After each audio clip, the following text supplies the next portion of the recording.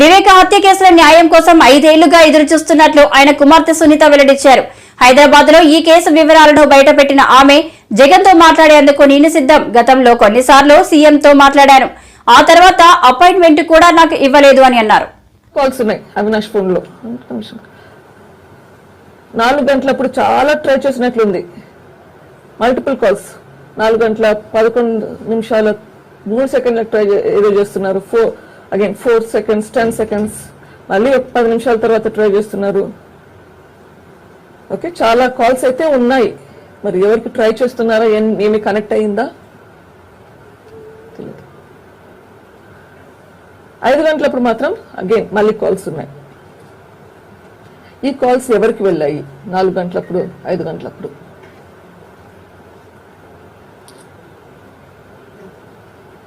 People need to explain themselves. వాళ్ళకి దీనికి సమాధానాలు కావాలి. 4 గంటలకి 5 గంటలకి ఆ ఫోన్ కాల్స్ ఎవరికి వెళ్ళాయి?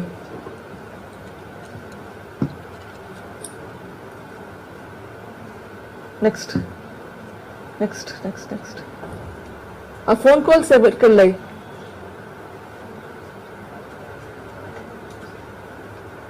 ఎందుకు అవినాష్ రెడ్డి ఫోన్ సరెండర్ చేయకుండా ఉన్నాడు? ఫోన్ సరెండర్ చేస్తే ఇది తప్పు అని చెప్పడానికి కదా ప్రూఫ్ ఉంటుంది కదా.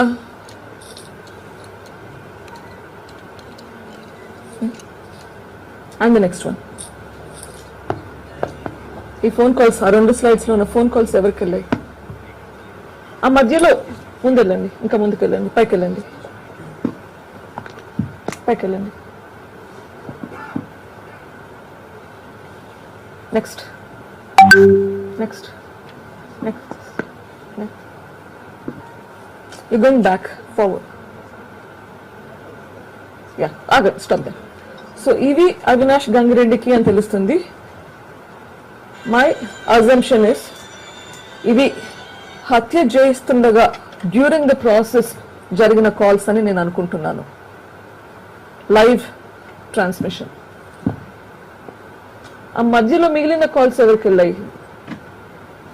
155 again I think I have an explanation. 2 గంటలప్పుడు కాల్ ఎవరికి వెళ్ళింది? 2 గంటల 4 నిమిషాలు. Next slide.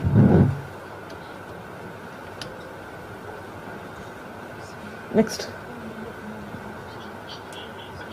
ఈ 4 గంటలప్పుడు కాల్స్ ఎవరికి వెళ్ళాయి? 5 o'clock కాల్స్ ఎవరికి వెళ్ళాయి? హలో, ఈ కాల్స్ ఎవరికి వెళ్ళాయి అనే దానిపైన సిబిఐ అంటే నిర్ధారించలేకపోయిందా? ఎవరికి వెళ్ళాయి అనేది కనుక్కోలేకపోయిందా? ఐ థింక్ వాళ్ళు ఇంకా పని అయిపో చేయలేదు, చేయాలి ఇంకా. ఈ కాల్స్ ఎవరికి వెళ్ళాయి, సాక్షిలో ఎందుకు వచ్చింది హార్ట్ అటాక్ అన్నది, అది చూస్తే మీకు లెటర్ ఎందుకండి? సీయింగ్ దట్ లైవ్, అది చూస్తే ఎవరికైనా అనిపిస్తుంది అది హార్ట్ అటాక్ అనిపిస్తుందా, బ్లడ్ వామిటింగ్ అనిపిస్తుందా? కానీ సాక్షిలో హార్ట్ అటాక్ అని వచ్చింది. ఎందుకు వచ్చింది హార్ట్ అటాక్ అని? ఎవరు చెప్పారు హార్ట్ అటాక్ అని? 10 గంటలప్పుడు విజయసాయి రెడ్డి గారు హార్ట్ అటాక్ అన్నారు. కనీసం విజయసాయి రెడ్డిని క్వశ్చన్ చేశారా? సాక్షి చైర్మన్ ని క్వశ్చన్ చేశారా ఎందుకు వచ్చింది అని?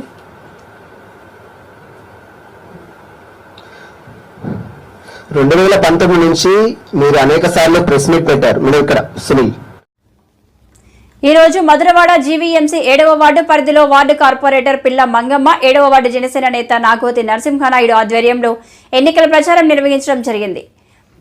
కూడా కాలనీ మీదుగా ప్రారంభమై మానవ్ ఆంజనేయులు కాలనీలో ఆలయంలో పూజలు నిర్వహించడం జరిగింది. అక్కడ నుండి మల్లయ్యపాలెం మీదుగా పాత మధురవాడలో ఎన్నికల ప్రచారం నిర్వహించారు. ముందుగా నమస్కారం. ఈరోజు ఏదైతే వార్డులో పర్యటన ఉందో, ఎప్పుడు ఈ వార్డులోకి వచ్చినా కూడా ముందు సెంటిమెంట్గా ఈ దేవాలయంలో స్వామివారిని దర్శనం చేసుకొని ఆ స్వామివారి యొక్క ఆశీస్సులు తీసుకొని కార్యక్రమం స్టార్ట్ చేయడం ఒక సెంటిమెంట్, మాకు అలవాటు, ఆనవాయితీ. అదే ప్రకారం ఈరోజు కూడా ఈ వార్డు పర్యటనకు వచ్చినప్పుడు మా నాయకులందరూ కూడా ప్రత్యేకంగా మనం ఇక్కడి నుంచే గుడికి వెళ్ళి ముందు గుడిలో దండం పెట్టుకొని స్టార్ట్ చేద్దామని చెప్పారు. అందుకే ఇక్కడ రావడం జరిగింది, ఆ స్వామివారి ఆశీస్సులు తీసుకోవడం జరిగింది. మరి మీకు తెలుసు, రేపు జరుగుతున్న ఎన్నికలు ఎంత ప్రతిష్టాకరమైనయో అందరం కూడా చూస్తూ ఉన్నాం. ఒక పక్క భారతీయ జనతా పార్టీ, మరో పక్క జనసేన పార్టీ. అలాగే తెలుగుదేశం పార్టీ 3 కలిపి ఉమ్మడి కూటమిగా ఏర్పడి రేపు ఎన్నికల్లో పోటీ చేస్తున్న విషయం కూడా మీకు తెలుసు. 2019లో ఎన్నికల్లో ఒక మాయ మాటలు చెప్పి ఒక్క ఛాన్స్ అని అడిగి మరి జగన్మోహన్ రెడ్డి గారు అధికారంలోకి వచ్చిన తర్వాత ఈ రాష్ట్రంలో పరిపాలన ఒక విధ్వంసంతో మొదలైంది.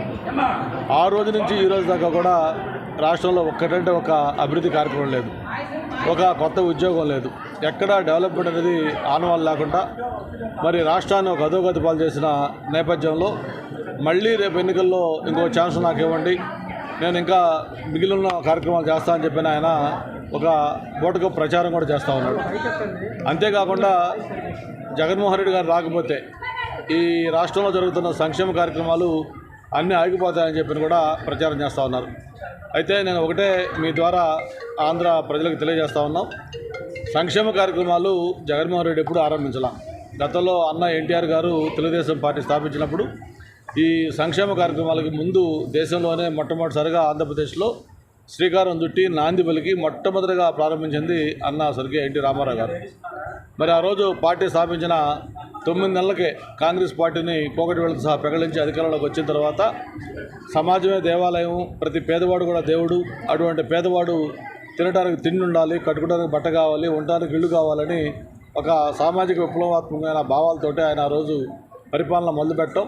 మరి ఈరోజు దేశం మొత్తం కూడా చెప్పుకునే ₹2 కిలో బియ్యం పథకం మొట్టమొదటిసారిగా అన్న ఎన్టీఆర్ గారే స్టార్ట్ చేశారు. అలాగే ఈరోజు హౌసింగ్, అది ఆ రోజు అన్న ఎన్టీఆర్ గారు పెరుగుటిళ్ళతోటి ఆ రోజు ఆయన మొదలుపెట్టారు. ఈరోజు ఎంతో ఘనంగా చెప్పుకునే పెన్షన్ కార్యక్రమం, అది ఆ రోజు అన్న ఎన్టీఆర్ గారు స్టార్ట్ చేసింది. ₹25 ఆ రోజు పెన్షన్ ఇచ్చారు. ఇలా చెప్పుకుంటూ పోతే సంక్షేమ కార్యక్రమాలకు ఆద్యం, దానికి అసలు నాంది, దానికి శ్రీకారం చుట్టింది తెలుగుదేశం పార్టీ. అందుకే మేము ఒకటే చేస్తూ ఉన్నాం, ఏదైతే జగన్మోహన్ రెడ్డి గారు చేస్తున్నారో ఒక దుష్ప్రచారం, దాన్ని ఎవరు కూడా నమ్మొద్దు. ఇప్పుడున్న సంక్షేమ కార్యక్రమాలు ఇంతకంటే ఇంకా బెటర్గా, ఇంతకంటే ఇంకా ఎక్కువ మందికి మెరుగ్గా వచ్చే విధంగా చేయడమే తెలుగుదేశం పార్టీ యొక్క లక్ష్యం. అందుకే ఈరోజు జగన్మోహన్ రెడ్డి గారు చెప్పే మాటలు నమ్మకుండా ఉండాలనే ఉద్దేశంతో ఓ పక్క చంద్రబాబు నాయుడు గారు, మరో పక్క పవన్ కళ్యాణ్ గారు ఇద్దరు వాళ్ళ సంతకాలతోటి ఒక బాండ్ పేపర్ కూడా ఇంటికి ఇస్తూ ఉన్నాం. రేపు ప్రభుత్వం అధికారంలోకి వచ్చిన తర్వాత ఈరోజు వాళ్ళు ఏదైతే కార్యక్రమాలు చేస్తున్నారో, అమ్మఒడి కావచ్చు, లేకపోతే పెన్షన్ కావచ్చు, ఇటువంటివన్నీ కూడా వాటికంటే బెటర్గా ఎలా ఇస్తామో కూడా ఈరోజు స్పష్టంగా వాళ్ళు ఒక బాండ్ పేపర్ మీద సూపర్ 6 పేరుతోటి అవన్నీ కార్యక్రమాలు చెప్తూ ఇంటింటికి తిరిగి ఇవ్వడం జరుగుతూ ఉంది. ఈ రాష్ట్రంలో 2014-19 కొత్తగా ఏర్పడిన రాష్ట్రంలో అభివృద్ధి అనేది వరదలై పరిగెత్తింది. ఈ ప్రాంతం చూసాం మనం, ఇప్పుడు ఈ వార్డులో చూస్తుంటే ఎక్కడ చూసినా సిమెంట్ రోడ్లు, కాలువలు, కమ్యూనిటీ హాల్స్, స్కూల్ గదులు, ఇట్లా ఎక్కడ కావాలంటే ఏ అభివృద్ధి కావాలంటే అభివృద్ధి చేసుకుంటే ఈ 5 సంవత్సరాలు 19 నుంచి 24 దాకా ఒక్కటంటే ఒక అభివృద్ధి కార్యక్రమం లేదు. కనీసం ఒక తట్టెడు మట్టి తీసి ఈ పక్క నుంచి ఆ పక్కేలా మాట్లాడితే మేము సంక్షేమం చేస్తూ ఉన్నాం, మేము నేరుగా బటన్ నొక్కుతున్నాం అని చెప్తా ఉన్నారు. ఇవన్నీ కూడా ప్రజలు గమనిస్తూ ఉన్నారు. ఆ రోజు జాబ్ క్యాలెండర్ చెప్పారు, అలాగే యువతకి ఉపాధి చెప్పాడు, లేకపోతే ప్రత్యేక హోదా చెప్పాడు, విశాఖపట్నం రైల్వే జోన్ చెప్పారు, మెట్రో చెప్పారు, పోలవరం కంప్లీట్ చేస్తా ఉన్నాడు. ఇలా ఎన్నో కార్యక్రమాలు చెప్పి ఏ ఒక్కటి కూడా ఆయన అమలు చేయాల. మరి మనం చూసాం, ఆ రోజు నవరత్నాల పేరుతో మేనిఫెస్టో పెడితే అవన్నీ కూడా నేను అమలు చేశాను, 99.9% అమలు చేశాను, అందుకే మళ్ళీ నేను ఓటు అడుగుతున్నాను కూడా చెప్తా ఉన్నాడు. మిమ్మల్ని ఒకటే అడుగుతా ఉన్నాను, ఆ నవరత్నాలు అన్నీ కూడా వద్దు, ఒకే ఒక్క నవరత్నం సంపూర్ణ మద్యపాన నిషేధం చెప్పాడు. మరి ఈరోజు ఆ సంపూర్ణ మద్యపాన నిషేధం ఏమైందో ఒక్కసారి చెప్పానండి ఆయన. ఎక్కడన్నా మద్యపాన నిషేధం అయిందా?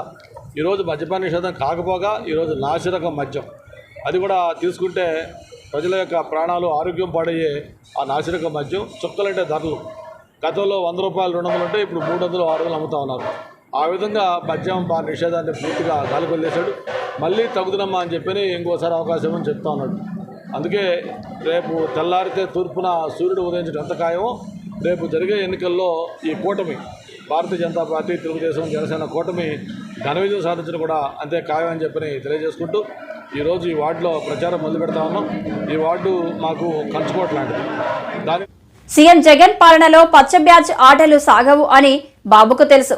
సీఎం జగన్మోహన్ రెడ్డి గురించి మాట్లాడే అర్హత పవన్ కు లేదని మంత్రి అంబటి రాంబాబు అన్నారు. సీఎం జగన్ ఏ రోజు సానుభూతి కోసం ప్రయత్నించలేదు. సంక్షేమ పథకాలే సీఎం జగన్ ను గెలిపిస్తాయి. ముఖ్యమంత్రి వైఎస్ జగన్ ను ఒంటరిగా ఎదుర్కొనే దమ్ము ప్రతిపక్షాలకు లేదు. అందుకే కూటమిగా వస్తూ కుట్రలు చేస్తున్నాయి. మీరు ముగ్గురు కలిసినా 30 మంది కలిసినా సీఎం జగన్ ను ఓడించలేరు. సీఎం జగన్ పై దాడిని ప్రధాని మోదీ కూడా ఖండించారు. కానీ చంద్రబాబు, పవన్లకు మాత్రం వెటకారంగా ఉంది. నాదెండ్ల మనోహర్ కోసం ప్రచారం చేసేందుకు పవన్ వచ్చారు.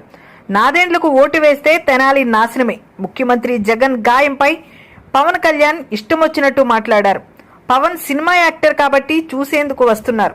సీఎం జగన్ ప్రకటించారు, 25 సీట్లు ప్రకటించారు. స్ట్రైట్ గా వెళ్ళిపోతుంటే ప్రజాదరణ చూసి ఇంకా జగన్మోహన్ రెడ్డిని మనం ముగ్గురు కలిసిన 30 మంది కలిసిన జగన్మోహన్ రెడ్డి గారిని ఓడించడం సాధ్యం కాదు అని నిర్ధారణకు వచ్చిన తర్వాత హతమార్చాలనే కుట్ర చంద్రబాబు చేస్తున్నాడు. ఇది వాస్తవం గమనించమని మనం చేస్తున్నాం. జగన్మోహన్ రెడ్డి గారు ఉంటే మా అమరావతి పెరగదు, జగన్మోహన్ రెడ్డి గారు ఉంటే మా వర్గీయులు పెరగరు, మరోసారి నేను ఓడిపోతే మా అబ్బాయి బతకడు రాజకీయంగా, మా అబ్బాయిని పైకి తీసుకురాలేను, ఇంతమంది కలుపుకుని వెళ్తున్నా కూడా నాకు ఆదరణ లేదు. కాబట్టి జగన్మోహన్ రెడ్డిని ఏదో ఒక విధంగా హతమార్చాలనే కుట్ర ఈ రాష్ట్రంలో జరుగుతుంది. ఇది వాస్తవం. నేను మనవి చేస్తున్నా, చంద్రబాబు, పవన్ కళ్యాణ్, మా జగన్మోహన్ రెడ్డి గారి మీద మరొక్కసారి రాయి పడినా మరొకటి జరిగినా ఈ రాష్ట్ర ప్రజలు క్షమించరంటే క్షమించరని మనం చేస్తున్నాం. ఇంత దారుణం అండి, నాకు అర్థం కాలేదు. మొన్నటిదాకా ఏమన్నారు, పరదాల కట్టుకెళ్తున్నాడు అన్నారు, బయటికి రావటం లేదు, పరదాల కట్టుకెళ్తున్నాడు, జనం లేరు అని. ఇవాళ వస్తున్న జనం ఏంటి అని అడుగుతా ఉన్నాను. ఇన్ని లక్షల మంది జనం వస్తున్నారు జగన్మోహన్ రెడ్డి గారిని చూడటానికి. నేను మనవి చేస్తున్నా, నేను నా నియోజకవర్గంలో ఆయన పక్కన సీట్లో నేను కూర్చున్నా.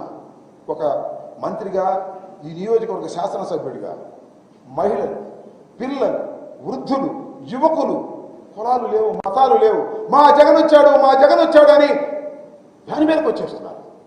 పోలీసులు నెట్టేస్తున్నారు. మా జగన్ తాకితే చాలని భావిస్తున్నారు, మా జగన్ పలకరిస్తే చాలని భావిస్తున్నారు. ఇంత ప్రజాదరణ కలిగినటువంటి నాయకుడు బహుశా భారతదేశంలోనే లేడు, ఒక్క జగన్మోహన్ రెడ్డి తప్ప అని నేను ఘంటాపథంగా చెప్పగలను. ఈ ప్రజాదరణ చూసిన తర్వాత చంద్రబాబు ఏమీ చేయలేక కుట్రలు చేస్తున్నాడు, దుర్మార్గాలు చేస్తున్నాడు. నేను మనవి చేస్తున్నా, నారా చంద్రబాబు నాయుడు గారు అధికారం లేకుండా బతకలేడు. అధికారం పోయిందంటే సహించలేడు. ఈ 5 సంవత్సరాలు సహించలేకపోయాడు. బావురుమని ఏడ్చాడు, కుట్రలు చేశాడు, శాసనసభకు రానన్నాడు. మళ్ళా వచ్చే 5 సంవత్సరాలు కూడా అధికారం రాదని. ఓటమి భయంతోనే ముఖ్యమంత్రి జగన్ గులకరాయి డ్రామా ఆడారని చింతమనేని ప్రభాకర్ అన్నారు. నేడు ఆయన మీడియాతో మాట్లాడుతూ కోడికత్తి తరహాలో గులకరాయి డ్రామాకు ఎంపీ కేశినేని నాని, మాజీ మంత్రి వెల్లంపల్లి శ్రీనివాస్ సూత్రధారులు అని పేర్కొన్నారు. ప్రచారంలో కాపాడలేనటువంటి వ్యక్తులు మరి రాజ్యాంగంలో ఉన్నటువంటి ఆ పదవుల్లో నిర్వహించడానికి అనర్హులుగా భావించి తక్షణమే వీళ్ళు విధుల నుంచి తొలగించాలని చెప్పి తెలుగుదేశం పార్టీ తరఫున మేము డిమాండ్ చేస్తూ ఉన్నాం. నిజంగా ముఖ్యమంత్రి గారికి గాయం తగిలుంటే మాకు కూడా గాయం తగిలినట్టుగానే మేము భావిస్తాం. వాళ్ళలాగా ఏదో గాయం తగిలింది, డ్రామాలు వేస్తున్నారని మేము చెప్పం. కానీ ఎందుకు చెప్పాల్సి వస్తుంది అంటే అప్పుడు సాక్షి లైవ్ ఎందుకు ఆగిపోయింది, ఎందుకు ఈ విషయం మీద మీరు స్పష్టంగా చెప్పలేకపోతున్నారు. రాయి ఎటు నుంచి ఏ వైపు నుంచి వచ్చింది, ఏమంటే బిల్డింగ్ల మీద నుంచి వేశారా, కింద నుంచి వేశారా, ఆ రాయి ఎక్కడి నుంచి మొదలై ఎక్కడి దాకా వెళ్ళి తగిలిందో కూడా మీరు స్పష్టంగా చూపించాల్సినటువంటి అవసరం ఉంది. మీరు ఎప్పుడు లైవ్ ఇచ్చేటువంటి వాళ్ళు ఆ సమయంలోనే లైవ్ ఎందుకు కట్ చేశారు? మాకు అనేకమైనటువంటి అనుమానాలు. టీ స్టాళ్ళు కాడ, కిళ్ళి కొట్లు కాడ పబ్లిక్ మాట్లాడుతున్నటువంటి మాటలను మాట్లాడుతున్నాం. మేమేమి గాయం ఎవరు చేశారు, ఎవరి పాత్ర ఉంది, ఏం జరిగిందని మేము అంటులా. కానీ మీరు చేతగాక ఆడటం అనేది మీకు చేతకానని మీకు అర్థమైపోయింది. దీన్ని ఏదో రకంగా సింపతి కోసమే మీరు ఈ డ్రామా ఆడుతున్నారా అనేటువంటి అనుమానం పబ్లిక్లో వస్తూ ఉంది అని చెప్పి ఈ సందర్భంగా మీ దృష్టికి తీసుకొస్తా ఉన్నా. ఇది మా యొక్క వ్యక్తిగతం కాదు.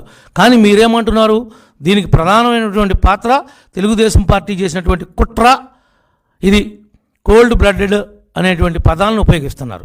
మీరు ఈ పదాల యొక్క ఉపయోగించడంలో ఉద్దేశం ఎవరో ఒకరిని, అంటే నా మీద 41 కేసులు పెట్టారు, నాలాంటి బకరాగాన్ని ఎవనోకుండా చూసి వీడే రాళ్ళు లేపించాడని ఎక్కడో చాట నేను కాకపోతే నా పార్టీ వాళ్ళని ఎవరో ఒకరిని దీంట్లో బలిపశువం చేద్దామనేటువంటి ఆలోచన కూడా మీకుందనేది మాకు స్పష్టమవుతా ఉంది. అంటే సంఘటన జరిగి ఇన్ని గంటలైతే కూడా ఎందుకు మీరు ఎవరిని కస్టడీలోకి తీసుకుని మీరు ఎందుకు పట్టుకోలేకపోయారు? ఎవడు రాయేపించినోడు? మీరేపించినోడా లేదంటే మీరు ఆడినటువంటి డ్రామాలో భాగమా? ఇంకొక వెర్షన్ ఏమంటున్నారు, గాయమైన తర్వాత 3 గంటల వరకు ఎందుకు హాస్పిటల్కి వెళ్ళలేదు, 3 గంటల తర్వాత సమయం ఎందుకు తీసుకున్నారు? అసలు గాయం దండేస్తుంటే బైండింగ్ వైర్ గీసుకుంటే గాయమైందని చెప్పి ఒక వెర్షన్ ఉంది. ఇది ఏది నిజం? ఈ ఎల్లంపల్లికి తగిలిన దెబ్బ కూడా ఈ బైండింగ్ వైర్ గీసుకుంటే ఆ కోపం మీద జగన్మోహన్ రెడ్డి గారే మోక చేత్తో గుద్దితే ఆ దెబ్బ తగిలిందని కూడా కొన్ని వర్గాలు మాట్లాడుతూ ఉన్నాయి. వీటిలన్నిటికి కూడా ఆన్సర్ చేయాల్సింది స్పష్టంగా ముఖ్యమంత్రి గారే ఆన్సర్ చేయాలి. ఆయన సమాధానం చెప్పాలి ఈ రాష్ట్ర ప్రజానికానికి. నేను శుభ్రంగా ఉన్నాను, నేను సేఫ్గా ఉన్నాను, కానీ నాకు ఈ విధమైనటువంటి గాయం తగిలింది, ఈ విధంగా తగిలింది అని నేను భావిస్తున్నానని చెప్పి ఆయన మాట్లాడాలి కదా. ఆయన మాట్లాడలేని పరిస్థితుల్లో ఏం లేడు కదా. అది చిన్న గాయమైనప్పుడే నిజంగానే రాయి దెబ్బ తగిలితే అక్కడ షెల్లింగ్ రావాలి, అక్కడ బొప్పు కట్టాలి. ఊరిని గీతే తగులుతుందా? బ్లేడ్ గాయంలాగా కోడికత్తి డ్రామాలాగా ఉంది. కోడికత్తి డ్రామా ఏ రకంగా గీత ఉందో ఇది కూడా అలాంటి గీతే ఉంది. రాయి దెబ్బ తగిలితే ఆ విధంగా ఉంటుందా? 3 విధాలుగా గీసుకుపోయినట్టుగా ఉంది, అది 3 ముఖాలుగా ఉంది. ఆ గాయం ఎట్లా తగిలిందో ముఖ్యమంత్రి గారు స్పష్టం చేయాలి. స్క్రీన్ ప్లే డైరెక్షన్ లాగా సజ్జలు మాట్లాడతాం కాదు. నీవు ఇంకా మాట్లాడే రోజులు దగ్గర పడి నీకు ఇంకా నువ్వు త్వరలోనే నీ నోరు మూటరుద్దని కూడా ఈ సందర్భంగా తెలియజేస్తా ఉన్నాం. ఇదంతా తెలుగుదేశం వాళ్ళే చేశారు. వాళ్ళకే రాజకీయంగా జగన్మోహన్ రెడ్డి తిరుగుతుంటే ఈ ఎన్నికల్లో ఇండియా కూటమిని గెలిపించాలని భారత్ బచావో జాతీయ ఉపాధ్యక్షుడు డాక్టర్ ఎం గోపీనాథ్ కోరారు. ఈయన సోమవారం మీడియాతో మాట్లాడుతూ ప్రమాదంలో రాజ్యాంగం ఉందని చెప్పారు.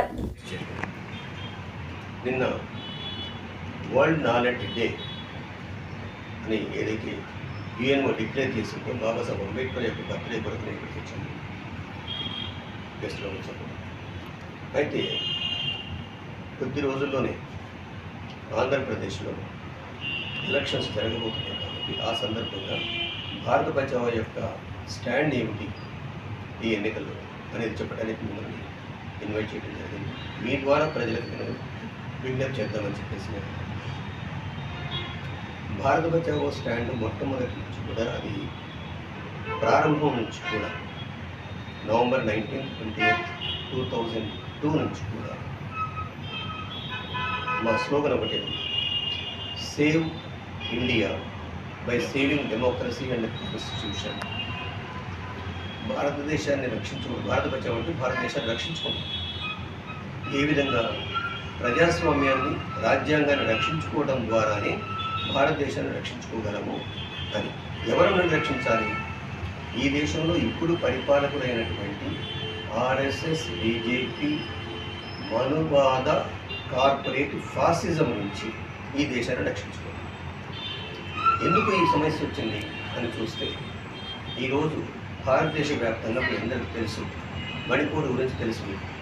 అనేక చోట్ల ఛత్తీస్గఢ్ కానీ, మణిపూర్ కానీ, రాజస్థాన్ కానీ ఈ ప్రాంతాలలో కొద్దిగా కర్ణాటకలో కూడా జరిగింది పోలీసు హిజాబ్ కాంట్రవర్సీ అని చెప్పేసి. అసలు వీడెవడు నిర్ణయించడానికి?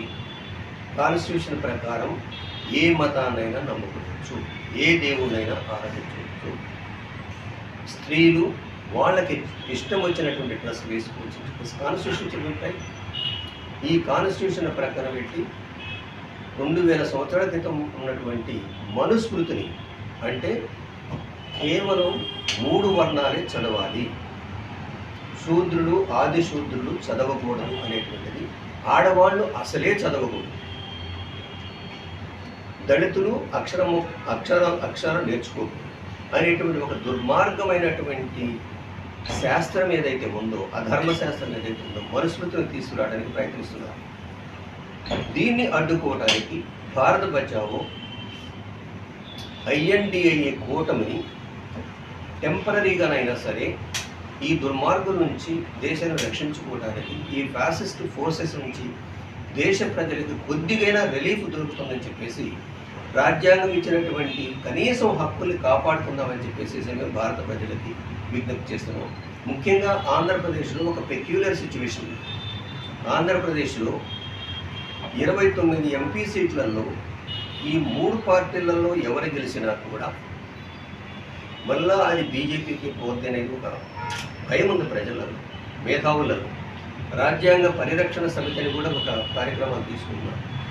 భారత్ బచావో యాంటీ ఫాసిస్ట్గా అంటే దుర్మార్గమైనటువంటి అణచివేతలకు వ్యతిరేకంగా ఎవరైతే నిలబడతారో వ్యక్తులుగా, ఆర్గనైజేషన్గా, శక్తులుగా, మీడియా పరంగా మీ అందరికీ మా విజ్ఞప్తి ఏమిటంటే బీజేపీ కూటమిని ఓడించండి, ఐఎన్డిఏ కూటమిని గెలిపించండి అని చెప్పేసి మేము చెప్పాను. అయితే మరి చాలామంది మీ అందరికీ ఐడియా ఉండొచ్చు, ఇందిరాగాంధీ గారు ఎమర్జెన్సీ పెట్టలేదా, నియంతృత్వ పాలన చేయలేదని చెప్పేసి. నియంతృత్వానికి ఫాసిజానికి తేడా గమనించమని చెప్పేసి మిమ్మల్ని కోరుతున్నాను. మీ ద్వారా ప్రజలకు ఫాసిజం అనేది ఒక వ్యవస్థను ధ్వంసం చేస్తుంది. నియంతృత్వం